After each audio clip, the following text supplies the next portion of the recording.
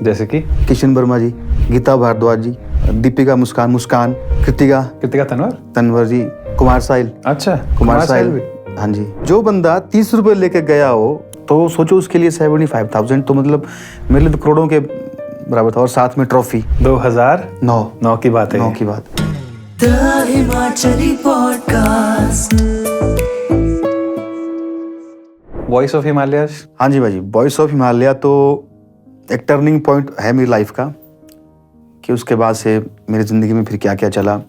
और उसकी भी एक सच बात ये है, 2009 में जब हुआ था तो इसके जो कोऑर्डिनेटर थे, जो प्लानर थे, महेश चंद्र जी, जिन्हें मेशी भाई बोलते हैं, तो मेशी भाई का मैं हमेशा मतलब मरते दम तक मैं थैंक्स करना चाहूँगा उनको, और शुक्रगुजार रहूँगा कि उन्होंने ये चीज़ सोची। नहीं तो उससे पहले हिमाचल में मुझे लगता कि कोई इस तरह का कोई इवेंट हुआ करता था। राइट। इंडियन आइडल होता था, सारेगामा होता था, वो बड़े प्लेटफॉर्म पर होता था वो, या अपने हिमाचल में। तो आज की डेट में जो भी हिमाचल में सिंगर्स हैं जो स्टार नाइट कर रहे हैं, तो वो सारे सिंगर उस टाइम उस कंपटीशन में थे। जैसे कि किशन वर्मा जी, गीता भारद्वाज जी, दीपिका मुस्कान, कृतिका तनवर जी, कुमार साहिल। अच्छा, कुमार साहिल भी। हाँ जी। और साथ में मैं, उसके बाद मुकुल भाई सोलन से है। अच्छा, योगेश मुकुल नाम है उनका। ओके। वो उस टाइम सेकंड आए थे, थर्ड मुस्कान थी, फर्स्ट में आया था। तो हम सारे उस टाइम थे। और उसमें भी पता क्या था, मैं उन दिनों थोड़ा पतला हुआ करता था और करली बाल हुआ करते थे मेरे। तो एक मेरे फ्रेंड है मनाली में, दीपक शर्मा, तो उसका एक ग्रुप था। तो उसने क्या बोला पूरी साल की, बस उन दिनों मैन पर्सनैलिटी का भी होता था कार्निवल में। जैसे अब तो विंटर क्वीन होता खाली, मैन का नहीं होता, तो उस टाइम होता था कि भाई लड़कों को भी मौका मिलता था पूरी रैंप वॉक करने का, बिल्कुल पोज देने का। तो वो करने के लिए गया था मैं वहाँ पे। बैग पैक करना ले गया था, कपड़े में 2 पैंट आपसे मांग ली, 2 टी-शर्ट किसी से मांग ली, 2 जैकेट किसी से मांग ली। अच्छा। खुद के पास तो थे नहीं, सिर्फ बस का किराया था आने जाने का, बस और कुछ नहीं। 2009 की बात है। तो वहाँ पे जो उस टाइम मुझे कुछ एक जानते थे मनाली में, देखा था भाई सिंगर है, तो उन्होंने मुझे बोलना शुरू कर दिया कि भाई तू किस चक्कर में पड़ा हुआ है, तेरा काम ही नहीं है, तेरा काम सिंगिंग करना, तू वहाँ जा। तो उन्होंने मेरा माइंड डाइवर्ट कर दिया। फिर मैं कहा ठीक है चलो, सही बोल रहे हैं आप। तो वहाँ पे एंट्री थी भाई 1000 रुपये उस टाइम, और मेरे पास सिर्फ 30 रुपये थे जेब में, बस का आने जाने का किराया। 2009 की बात कर रहा हूँ मैं। तो फिर क्या हुआ कि एंट्री 1000 रुपये, मुझे तो बहाना चाहिए था भाई, ताकि वो लोग मुझे ना बोले कि तू इसमें जा, उसमें मत जा। तो मैं भाई पैसे नहीं, रुको हम करते हैं। तो भाई मेरे 4-5 जो दोस्त थे वहाँ पे, उन्होंने सबने 1000 रुपये इकट्ठा किया। दोस्तों के नाम तो बताओ। सोन सागर, गुड्डू, ठाकुर प्रेमी, बस ये मुझे याद है। बाकी इन्होंने जो भी किया था, बाकी इन्होंने किन से लिए वो नहीं पता मुझे। बस ये जो 3-4 लोग थे, ये लास्ट तक मेरे साथ उस टाइम रहे। तो कर लिया 1000 रुपये पूरा, और चला गया मैं ऑडिशन देने। ऑडिशन दे दिया, कम से कम 125 लोगों ने ऑडिशन दिया था वहाँ पे मनाली में उस दिन। तो 10 दिन के बाद कॉल आई कि आप सिलेक्ट हैं, तो आप 1 तारीख को मनाली फलाने होटल में आपका रूम है, तो वहाँ पहुँच जाना आपने, तो बाकी की इंस्ट्रक्शन आपको बांध दी जाएगी। फिर पहला राउंड हुआ, मतलब कंफ्यूज था बुरी तरह से, एक होता ना प्रेशर। पहला दिन निकल गया, फिर लिस्ट लग पड़ी, मैं आज यूँ देख रहा हूँ बड़ा नाम, अच्छा हाँ ठीक है, आप आज भाई इस तरह का गाना है आपको, तो वो तैयारी करके गा लिया। तो मतलब मनाली के लोगों ने मेरा बहुत साथ दिया उस टाइम, क्योंकि वोटिंग भी हुई थी ना वहाँ पे, जो लास्ट में टॉप 7 नंबर रह गए थे। तो मतलब बहुत अच्छा एक्सपीरियंस रहा। तो मतलब मैं एक बार फिर से महेश चंद्र जी का धन्यवादी हूँ कि उन्होंने ये फॉर्मेट बनाया, और जिस वजह से मुझे आज हिमाचल में जानते हैं कि अच्छा आप थे फर्स्ट विनर। अब तो मुझे उस कंपटीशन में सेवा करने का मौका भी मिला। मैं धन्यवाद करूंगा मनाली का, जो भी एडमिनिस्ट्रेशन अभी है, जो आज से पहले रहा हुआ है।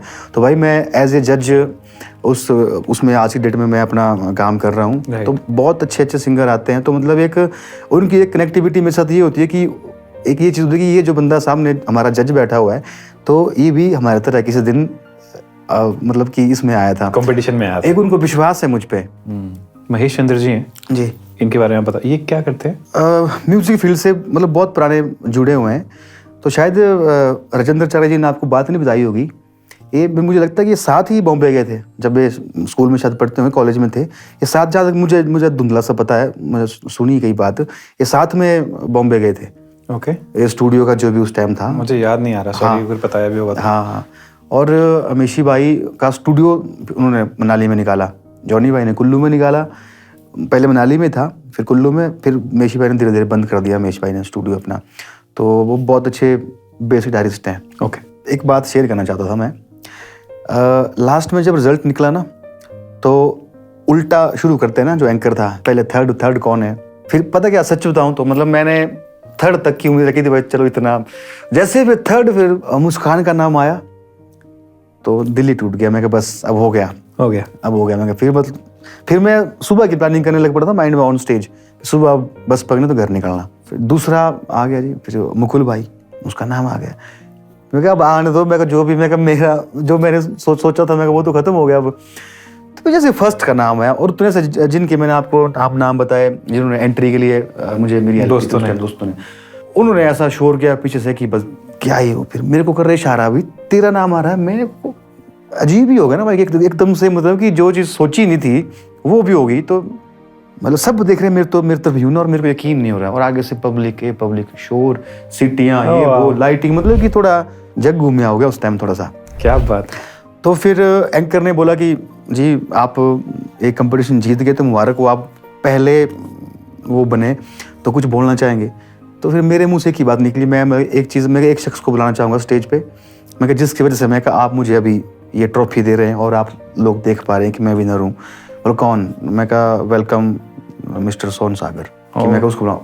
वो बंदा पर से रोते रोते आ गया और उसने मेरे को भी इमोशनल कर दिया। माइक ऑन था, गले मिल रहे, दोनों रो रहे हैं, पूरा मीडिया पूरा लाइव जा रहा, पूरा कार्यक्रम जो भी पूरा मनाली देख रहा है। मतलब कि वो पल ही कुछ ऐसा था लाइफ में, और किसी ने सोचा भी नहीं था, मैंने खुद नहीं सोचा था कि मैं जा तो रहा हूँ और वापसी में मैं क्या लेके साथ में आ रहा हूँ, जैसे होता ना। और उस टाइम 75,000 का चेक था मेरा, जो फर्स्ट प्राइज था मेरा। तो मैं घर जैसे ही पहुंचा, 75,000 जो बंदा 30 रुपये लेके गया हो तो सोचो उसके लिए 75,000 तो मतलब मेरे लिए तो करोड़ों के बराबर था। और साथ में ट्रॉफी 2009 की बात है। 9 की बात। तो जैसे मैं घर गया तो मैंने पूछा कि भैया चेक तो दिया हुआ, अब इसका कैसे मेरे को पैसे मिलेंगे? तो बोला कि अकाउंट निकालना पड़ेगा आपको फलाने बैंक में जिसका चेक है, तो वहाँ आ जाएगा, ऐसा बोला कुछ। तो अब अकाउंट खोलने के लिए अब 20-30 रुपये तो अकाउंट निकलना नहीं था उस टाइम, शायद 400 रुपये था कि 500 था उस बैंक का, कि 400 कम से कम चाहिए। वो 400 मांगे मम्मी से, मम्मी ना दे, तू मेरे से क्यों ले रहा 400 रुपये? 75,000 को तो 75,000 मिले, तू उल्टा दे। मैं कहा मम्मी नहीं, अकाउंट निकालने के लिए पैसे चाहिए। नहीं तू तो झूठ बोल रहा है, तू पता नहीं क्यों मांग रहा है 400 रुपये। और मैं कहा नहीं दो, आप अकाउंट निकलेगा फिर ये पैसा उसमें जाएगा, फिर आपको 400 आप वापस दे दूंगा मैं। मानने ही नहीं, बड़ी मुश्किल से ठीक है खोल दिया जी फिर। और ये चेक मुझे उस दिन मिला जिसके कारण मेरा बैंक में अकाउंट निकला। तो पहला आपका बैंक अकाउंट? पहला 2009 से पहले मेरा कोई अकाउंट नहीं था भाई बैंक में। होना भी किस लिए था, कमाते ही नहीं थे, उस तरह का था ही नहीं, कुछ भी नहीं था। The Himachali podcast.